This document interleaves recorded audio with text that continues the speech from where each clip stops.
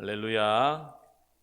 오늘부터 이제 수요일 예배 때 이제 성령님에 대해서 좀 나누고 여러분들이 성령 하나님과 더 친해지는 그런 시간을 가지면 좋겠다, 그런 마음을 가지게 되었습니다. 제가 거의 지금까지 주일하고 수요일을 말씀을 한 장씩 늘 강해를 해왔습니다. 그러고 오면서 말씀을 강의하는 것도 은혜가 있지만은 또 성령님에 대해서 우리가 이 하나님 또 예수님 성령님 이렇게 말씀을 통해서 아는데 성령님을 하나님으로 경험하고 하나님으로 존중하고 하나님으로 또 알아가는 것이 더 참 필요하다, 그런 마음을 가지게 됐습니다. 보통 보면 교회를 다니면서도 하나님에 대해서는 믿는데 성령님에 대해서는 나는 별로 크게 관심이 없다, 이렇게 생각하시는 분들이 있어요. 성령님하고 하나님하고 다른 분이 아니다는 걸 알아야 됩니다. 오늘 그래서 여러분들에게 성령님에 대해서 같이 나누려고 하는데요, 여러분들이 마음을 열고 성령님 사모합니다, 성령님 내게 이 시간 임해 주십시오, 더 성령님을 알기를 원합니다, 성령님을 사랑하게 도와주시고 성령의 은사와 능력들이 나에게도 더 풀어지기를 원합니다, 이렇게 사모함으로 열린 마음으로 들을 수 있기를 바랍니다. 하나님을 믿지 않고 교회를 다닐 이유가 없잖아요, 그죠? 하나님을 인정하지 않고 교회를 왜 다니는지 모르겠어요, 그죠? 하나님을 인정하려면 하나님이 어떠하신 분인가 이걸 알아야 되는데, 우리가 하나님 아버지 이렇게 이야기하면 또 이 성자 하나님 또 이렇게 이야기하죠. 성령 하나님 이렇게 이야기하고, 이 세 분이 한 분이시다. 그리고 또 이 세 분은 우리가 다른 모습으로 경험되어질지라도 그분들이 그냥 혼자서 움직이지 않고 함께 역사하신다는 것을 성령을 통해서 보죠. 창조할 때에 성령 하나님은 안 계셨느냐? 아니라는 거죠. 창조하실 때에도 성령 하나님이 수면 위에 같이 운행하고 계셨다는 것을 우리가 알죠. 그래서 하나님께서 우리가 우리의 형상을 따라 사람을 만들자 이렇게 말씀하시죠.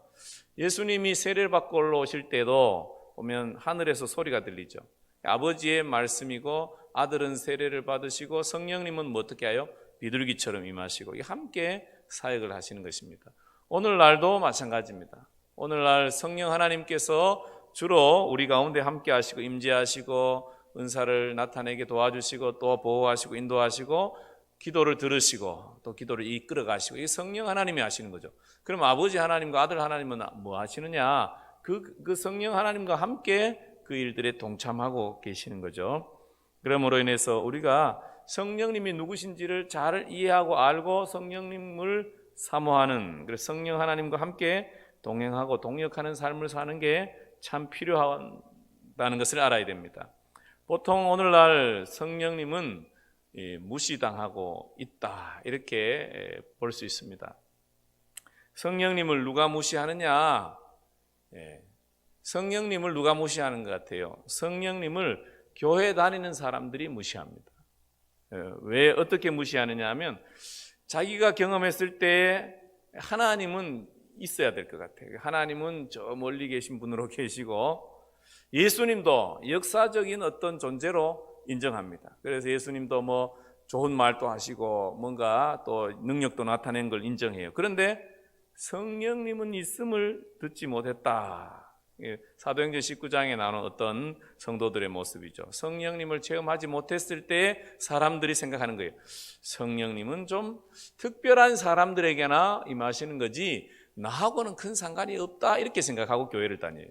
나는 그냥 하나님 믿고 예수님이 내 죄를 대신하셨으니까 나는 그냥 죽어 천국 간다, 이렇게 생각하고 지금 내가 사는 이 삶에서 성령님은 나에게 좀 불편한 존재예요.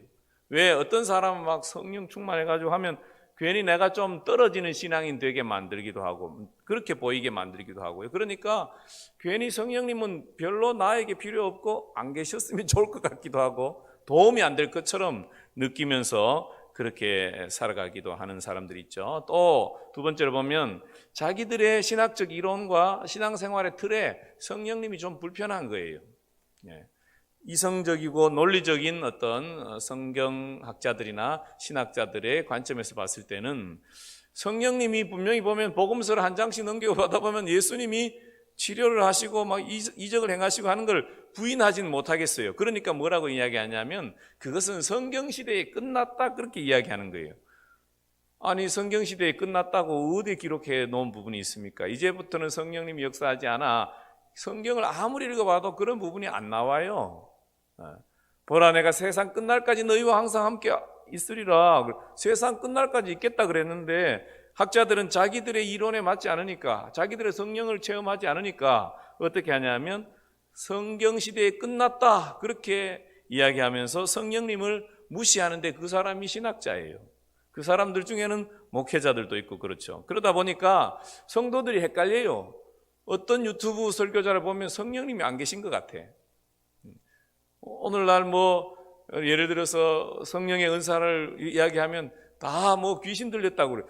그 참 이상한 사람 다 보겠어요. 성경에 나와 있는 것이 나타나면 귀신 들린 그런 이야기를 하는 목사들이 목사인가 이런 생각이 들고, 성도들을 또 보면 자기가 경험이 안 되어지니까 그거는 아닐 거야 그렇게 내 생각과 내 틀을 가지고 성령님을 제한해버리는 거예요. 성령님이 무시당하는 거죠. 여러분 성령님이 말씀하셨다, 그 하나님이 말씀하신 말씀이 성경 말씀이다 그렇다고 우리 다 믿죠. 그러나 성령 하나님은 성경보다 더 크신 분이죠. 예를 들어서 제가 여러분에게 편지를 한 통 썼어요. 이 편지가 큽니까? 제가 큽니까? 어떻게 생각하세요? 저는 편지를 또 쓸 수도 있고 편지와 다른 생각도 있을 수 있어요. 왜냐하면 편지를 쓸 때의 마음과 편지 쓴 후에 마음이 달라질 수도 있는 거죠. 그러니까 편지보다 내가 더 커요. 그런데 어떤 분들은 성경 안에 성령님을 제한하려고 그래요. 성경이 중요한 이유는 뭐냐면 하나의 기준이 되어져서 우리가 분별할 수 있는 틀이 되어지기 때문에 중요한 것입니다. 말씀이 기준이 되어지기 때문에 중요한 것이죠. 그런데 그것이 하나님보다 더 크다 이렇게 생각하면 이거 상당히 곤란한 일이죠. 이렇게 하면 어떻게 돼요? 성령님이 무시당하는 것입니다. 오늘날 누구에게 성령님이 무시당하느냐? 우리 성도들에게 성령님이 무시당한다 이런 마음이 있어요. 그래서 우리 성도들은 생각해야 됩니다. 나는 성령님을 존중하고 인정하느냐 무시하느냐, 나는 성령님을 사모하고 따르기를 원하느냐, 성령님이 성경보다 훨씬 더 크다고 믿고 있느냐, 성령님을 하나님으로 존중하느냐에 대해서 우리가 스스로를 깊이 생각해 봐야 됩니다. 성령님은 아버지와 아들로부터 보냄을 받은 하나님의 영이십니다. 그리고 하나님과 같은 인격적인 분이시다는 것을 우리가 알아야 됩니다. 하나님의 신 이렇게 성경에 기록되어진 부분들에 보면 히브리어로는 루아흐, 헬라어로는 푸뉴마 이렇게 이야기하는데요. 그 바람, 호흡, 영 이렇게 번역되어지고 있는 부분들이 많습니다. 특별히 이것은 하나님의 신, 하나님의 영은 신약에서만 갑자기 나타난 성령님이 아니에요. 구약에서부터 계속적으로 있었던 하나님이라는 걸 알아야 됩니다. 사사기 14장 6절 한번 읽어봅시다. 시작.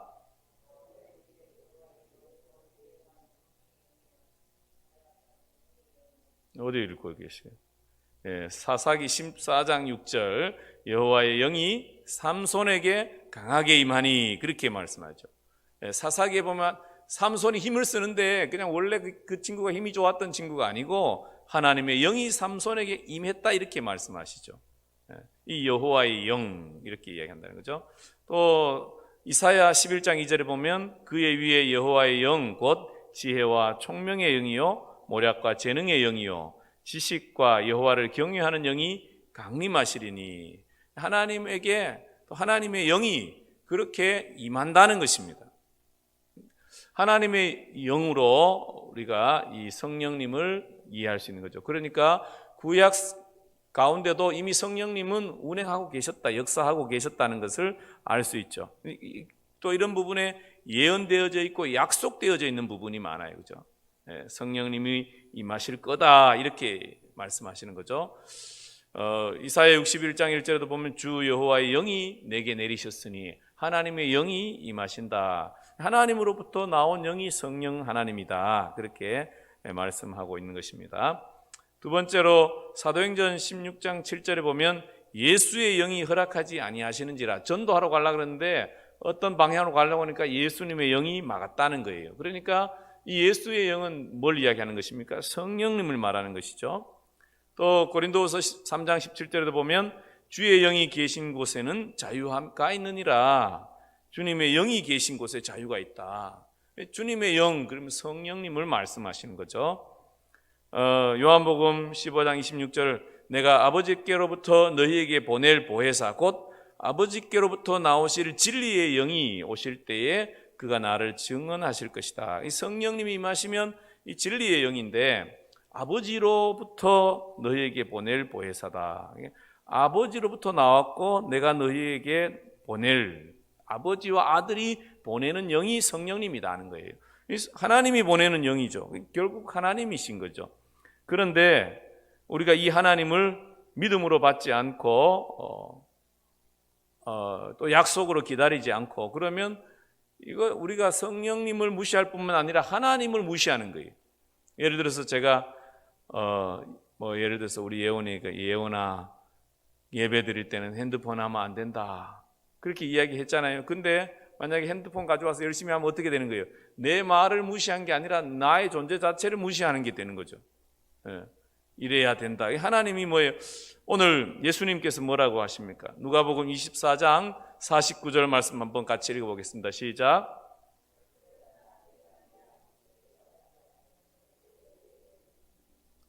예수님께서 아버지께서 약속하신 것을 너희에게 보낼 거다. 그러니까 너희는 뭐 하라는 거예요?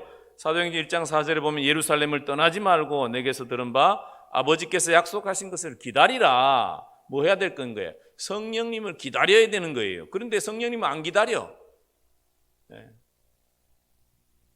그러면 어떻게 되는 거예요? 성령님을 안 기다리는 것은 내 자유지 뭔 상관이냐 이렇게 말하면 안 돼요. 그렇게 말하는 사람은 교회 안 다니는 사람 이야기예요. 어차피 예수님 안 믿고 하나님 안 믿으니까 그래요. 그런데 하나님을 믿는 사람은 어떻게 돼야 되는 거예요? 약속하신 그분을 기다려야 되는 거죠. 성령님을 기다려야 돼요. 왜? 주님이 말씀하셨으니까. 그래서 사도행전 2장 33절, 하나님이 오른손으로 예수를 높이시매 그가 약속하신 성령을 아버지께 받아서 너희가 보고 듣는 이것을 부어주셨느니라. 우리 그 초대교회 성도들에게, 오순절의 성도들에게 부어주신 것은 아버지께서, 하나님이 오른손으로 예수를 높이셨을 때에 예수님께서 그 아버지께 성령을 받아서 부어주셨다. 그렇게 표현하죠. 약속하셨고 이루어주신 것이다 하는 거죠. 그러므로 우리도 뭐 해야 되는 거예요? 약속의 말씀을 믿는 사람은 말씀대로 어떻게 해야 되는 거예요? 성령님을 기다려야 되는 것입니다. 여러분 가운데 성령님을 사모하는 마음이 더 깊어지시기를 축복합니다. 성령님을 하나님으로 존중하고 갈급해하고 하나님 주님을 사모합니다. 성령님 사모합니다. 내게 도와 주십시오. 주님 목마릅니다. 예수님 목마릅니다. 성령님 목마릅니다. 주님 약속하셨지요. 뭘 약속하셨어요? 어떤 사람은 날 잘 되게 해준다고 약속하시죠. 언제 약속했어요? 성경에 약속 안 했는 거 가지고 너무 붙잡고 약속했다고 그러지 말고, 물론 그런 부분도 있어요. 그런 약속의 말씀도 있죠. 그 말씀 붙잡고 그렇게 기도해도 좋습니다만은 주님이 마지막에 강력하게 어떤 그 마지막 유언적으로 약속하신 것은 뭐예요? 아버지의 약속하신 것을 기다려라. 예루살렘을 떠나지 말고 아버지께서 약속하신 것을 기다리라. 성령님을 기다리라. 이렇게 약속되어지신 분이 성령님이다 하는 것입니다. 성령님의 특징 가운데 우리가 중요하게 보아야 될 것은 이 보혜사 성령님이라는 것입니다.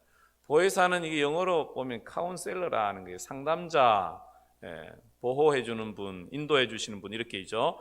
요한복음 14장 16절 말씀 한번 같이 읽어보겠습니다. 시작.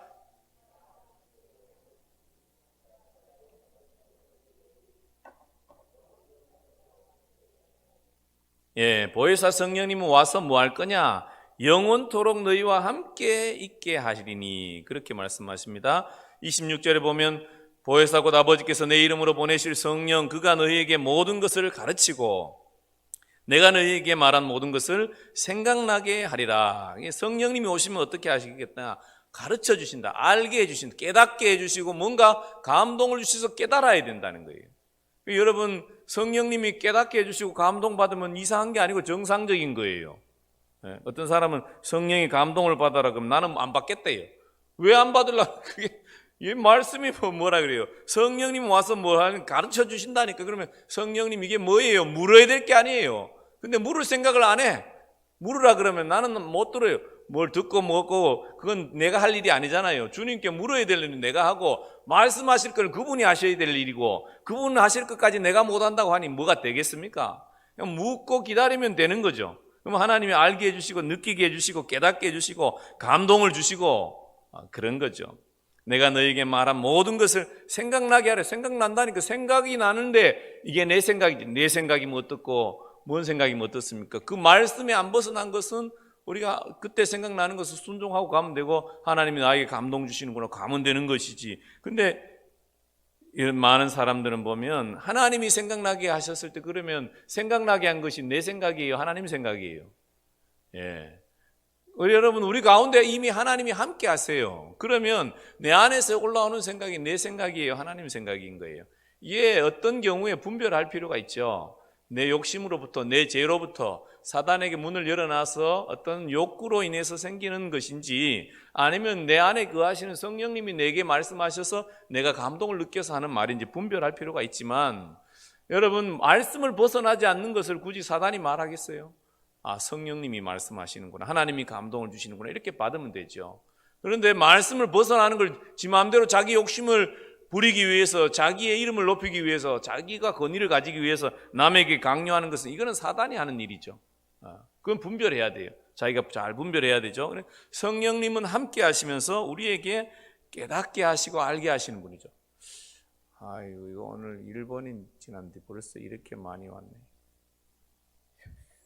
하여튼 간에 우리는 수요일 날은 준비한 만큼 하고 또 덜 하면 다음 주에 또 하고 그 다음 주에 하고 이렇게 할 것입니다. 그러면 성령님은 우리가 어떻게 경험하고 살아가느냐? 성령 충만함으로 경험되어지죠. 우리가 물세례를 받을 때에, 물세례를 받는 때는 어떻게 받습니까? 내가 예수 믿겠습니다. 그리고 내가 예수님을 이제 주인으로 모시고 성령님을 따라 순종하며, 예수님의 말씀에 따라 순종하며 성령님의 인도함에 따라 순종하겠습니다. 이게 물세례죠. 순종의 결단이에요. 예수님을 주인으로 모시겠다 결단하는 거죠. 그럴 때 성령님이 우리와 함께 하시는 모습이 어때요? 우리 안에 내주하시는 분으로 오십니다. 여러분이 예수를 주인으로 모시기로 작정하고 성령님을 환영하고 예수님을 환영하고 영접하면 누구든지 그 영 가운데에 주님이 거하십니다. 그러니까 여러분이 여러분 안에 주님이 거하시는 것을 확실하게 믿어야 돼요. 그리고 상대방 안에도 하나님이 거하신다는 걸 인정해야 돼요. 사람을 그렇게 볼 줄 알아야 돼요. 기분 좋으면 성령님 거하시고 기분 나쁘면 안 거하시고 이런 거 아니에요. 어떻든 간에 예수를 주로 영접한 그 사람 가운데 하나님이 함께 하신다, 하나님이 그 안에 계신다는 걸 알아야 되고, 우리 성도들이 이걸 알고 서로를 참 존중하고 소중하게 생각해야 되죠. 두 번째로 성령 세례가 있어요. 성령 세례는 그리스도가 우리에게 하라고 하신 일을 할 수 있는 능력을 성령님이 우리에게 주시는 것을 이야기해요. 위로부터 임하시는 성령님, 이렇게 얘기하죠. 사도행전 1장 8절에 보면 성령이, 오직 성령이 너에게 임하시면 너희가 권능을 받고, 이렇게 얘기해요. 이 성령 세례는 뭐 위로부터 임하는 성령님을 이야기하는 거죠. 성령님이 위로부터 임하고 또 우리 안에 내주하시고 하는 것이 이 성경 안에 이중적으로 같이 기록되어져 있다는 걸 알아야 됩니다. 성령님이 함께 하신다는 것은 그런 거예요. 우리 안에 내주하시기도 하시고 위로부터 임하기도 하신다. 내주하시는 성령님은 뭐 하셔요? 우리에게 주인이 되셔서 우리에게 깨닫게 하시고 또 말씀하시고 느끼게 하시고 그렇게 하죠. 그러니까 위로부터 임하시는 성령님은 뭐 하시는 분이에요? 우리에게 어떻게 은사와 능력으로 덧입혀지는 거죠. 권능을 입혀주신다. 권능을 받아서 어떻게 해요? 복음을 증거하게 하시는 거죠. 사도행전 10장 44절 이하에 보면 고넬료의 집에 베드로가 말씀을 전하는데 성령이 위로부터 임해버려요. 성령이 위로부터 임하는 그런 모습이 있어요. 그러면 우리도 성령님을 우리가 어떻게 경험해야 될 건가? 첫 번째로는 성령 충만을 사모함으로 경험해야 된다는 거죠. 우리 누가복음 11장 13절 우리가 잘 아는 말씀이죠. 주님께서 구하는 자에게 성령을 주시지 않겠느냐, 그렇게 말씀하시잖아요. 너희가 악한 자라도 자식들에게 생선 달라고 하면 뱀 안 주는데 나는 구하는 자에게 성령을 안 주시겠느냐? 그 말은 뭐예요? 구하라는 거죠. 우리가 성령 충만을 어떻게 해야 합니까? 착해야 됩니까? 아니에요. 나이가 많아야 됩니까? 아니에요. 헌금을 많이 해야 됩니까? 아니에요. 뭐예요? 구해야 되는 거예요. 구해야 돼. 예. 어린이든 어른이든 다 필요 없어요. 구하는 자가 받아요. 예. 어른이어도 또 내 생각과 내 이해를 가지고 안 구해. 그러면 못 받는 거지 뭐. 예. 어린이 아이여도 구하면 받게 돼 있어요. 그 성령님이 위로부터 임했다고 그래서 애가 갑자기 인격이 예수님처럼 확 변하느냐? 그렇지 않아요. 여전히 그는 어린아이일 뿐이에요. 왜냐? 선물은 여러분 어린아이가 자동차 받았다고 운전 실력이 바로 나타나느냐? 아니에요. 운전을 배워야 실력이 나타나는 거죠. 네. 선물 받는다고 해서 그 인격이 달라지는 게 아니에요. 예를 들어서 방언 받았다고 그 사람이 갑자기 예수님 닮아가네? 그렇지 않아요. 방언 받아도 여전히 죄된 습관을 그대로 가지고 있는 사람이 수두룩합니다. 은사를 받아도 마찬가지. 은사와 능력이 그 사람의 인격을 예수님으로 바꿔주지 못해요. 그렇지만 주님은 우리에게 성령을 구하라고 말씀하세요. 왜냐? 성령님께서 우리에게 임하실 때 우리가 주님을 더 많이 경험하고 닮아갈 수 있는 길이 훨씬 많기 때문에 그래요. 제가 성령님을 만나지 않았으면 목사가 됐겠습니까? 아마 교회를 안 다녔을 가능성도 많아요. 왜? 의심이 많거든. 생각이 많아요. 그래 뭐 안 되는 거예요. 그래 하나님 어떻게 해요? 요놈은 좀 만나줘야 되겠구나. 그래서 만나주시니까 도망가고 싶을 때도 종종 있었으나 어떻게 멀리 못 가는 거예요. 아, 하나님 분명히 계신데 싶으니까 크게 도망을 못 가는 거죠. 우리가 성령을 경험하는 자리가 이렇게 성령 세례를 받으면서 성령 충만함을 경험할 때에 우리가 주님을 성령 하나님을 만나죠. 두 번째로 성령님은 언제 만납니까? 성령님은 열매로 경험되어지죠. 우리가 갈라디아서 5장 22절 23절에 있는 말씀인데요. 이거 세 번역인데 한번 읽어봅시다. 시작. 성령의 열매는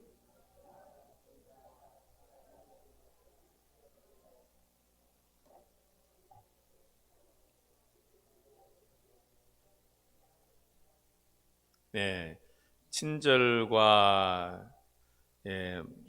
이거 옛날 번역으로는 왜 하는 성령의 열매는 사랑과 희락과 화평과 오래 참음과 자비와 양선과 충성과 온유와 절제다. 이렇게 말씀하시죠. 성령의 이런 열매를 보면서 우리가 또 저 사람은 성령의 사람이구나, 성령님이 함께 하시는구나, 이런 건 알게 되죠.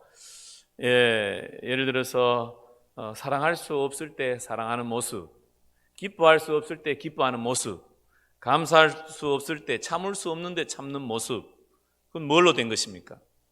내가 뭐가 잘나서 된 게 아니죠. 성령님이 그렇게 하시는구나.